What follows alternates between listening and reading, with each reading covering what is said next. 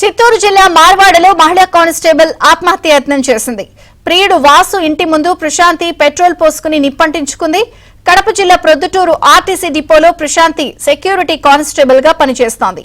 అక్కడే వాసు అనే యువకుడు ఫైనాన్స్ ఏజెంట్ గా పనిచేస్తున్నాడు. తనకు పెళ్లి కాలేదని చెప్పి వాసు ప్రశాంతిని మోసం చేశాడు.